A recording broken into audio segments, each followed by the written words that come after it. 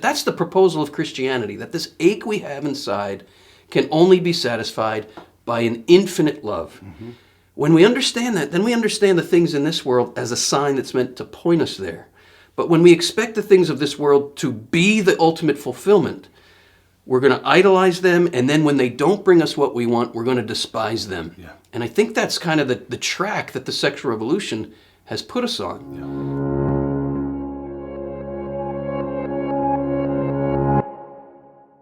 So, Bill, I saw a movie last week. Mm-hmm. Have you ever seen Revolutionary Road? No.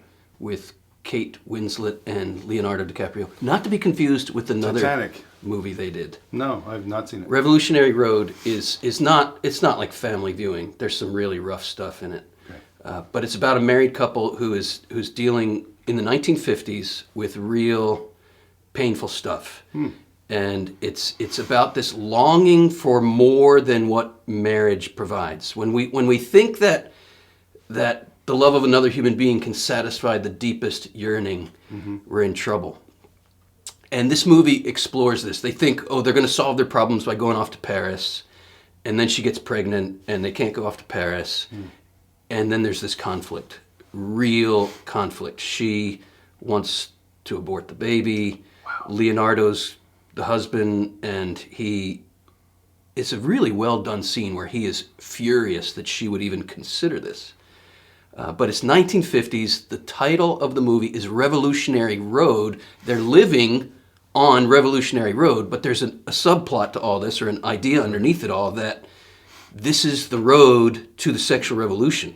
Oh, wow. You catching me here? Yeah. Revolutionary Road, frictions, tensions, the white picket fence life, the guy commuting to work, the woman at home. This is not working for people. Yeah, the whole thing. Right. This is not working for people. Mm-hmm. And this movie is exploring this deeper ache that we all have.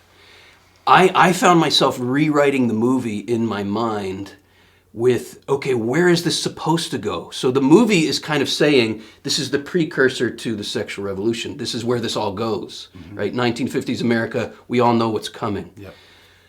And it reminded me of a quote I read in Carrie Gress's book, called The Anti-Mary. Have you read I have it, but I haven't read it yet. Really good stuff. I'm excited to read it. She quotes from Betty Friedan, the feminist writer from the 1960s.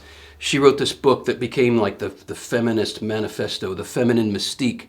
And listen to what, again, this is Betty Friedan saying this in the 1960s. Okay. It taps into this movie, and I want you to comment on this in light of that movie understood that we have this hunger, but it directed it wrongly, right? So this is what Betty Friedan wrote in 1963. If I am right, she says, the problem that has no name stirring in the minds of so many American women today is far more important than anyone recognizes.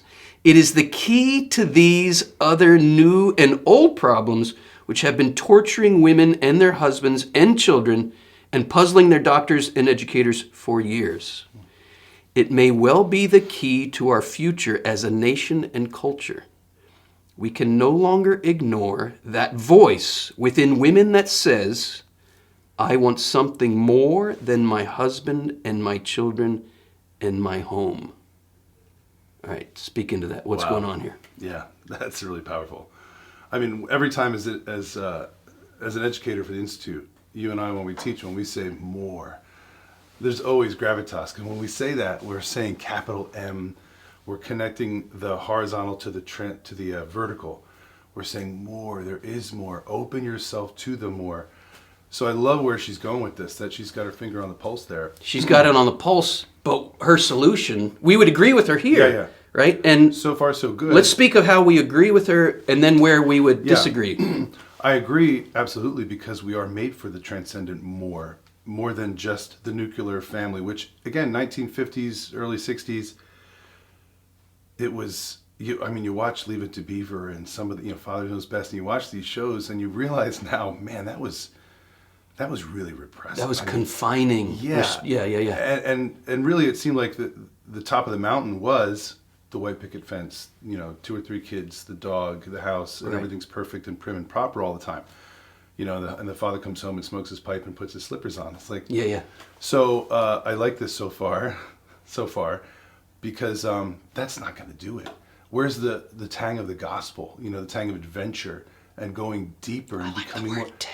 The tang, yes. The orange powder from the 80s. Not that tang. Not that tang. No, it's the sea tang, right? Which comes from, you know, it's that salt breeze that comes over. It's like, wow. And you see this limitless horizon. You're like, that's what I want. And don't put these four walls and this picket fence around me and say, now you're done. You should be happy. You should be totally happy. No, I'm not. So I want to conclude with this thought. We will eventually despise whatever we idolize. And when we idolize whatever we think this is going to bring me happy other than God is an idol. Right? We're made for the infinite. That tang of the ocean, you're saying, awakens a yearning for something more, for something infinite. That's the proposal of Christianity, that this ache we have inside can only be satisfied by an infinite love. When we understand that, then we understand the things in this world as a sign that's meant to point us there. But when we expect the things of this world to be the ultimate fulfillment, we're going to idolize them, and then when they don't bring us what we want, we're going to despise them. Yeah. And I think that's kind of the track that the sexual revolution has put us on. Yeah. So I hold out to our viewers out there, that ache you feel deep inside. Maybe there is something that corresponds to it, but it's not found in this world. I often say to our students that creatures can awaken our aching for the infinite, but they can't satisfy it. So somehow we need to learn to cross that bridge. And the good news of the gospel is Christ has crossed that bridge.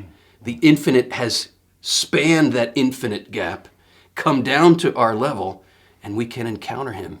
That's the life of the sacraments. That's the life of prayer. That's the life that the church offers us. Amen.